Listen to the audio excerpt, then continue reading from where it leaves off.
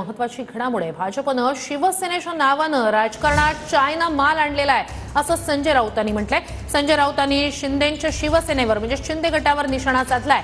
आमचाही पक्षप्रवेश दाओसमधून जाहीर करा अशी खोचक टीका सुद्धा संजय राऊतांनी केली आहे। जिथे मातोश्री आहे तिथे शिवसेना आहे।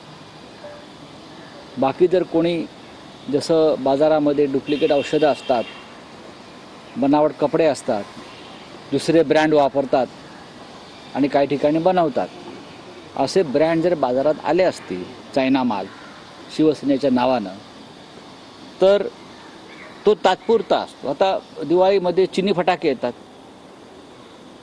वाद पेटली का नुसती फुसकेरे सुटतात, वाजत नाहीत।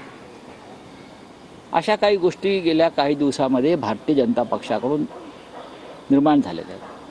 कारण स्वतः भारतीय जनता पक्ष हा चिनी माल आहे, त्याच्यामुळे ते चिनी मालाचा पुरवठा राजकारणामध्ये करत आलेले असतात। मी म्हणजे माननीय उद्धव ठाकरे साहेब,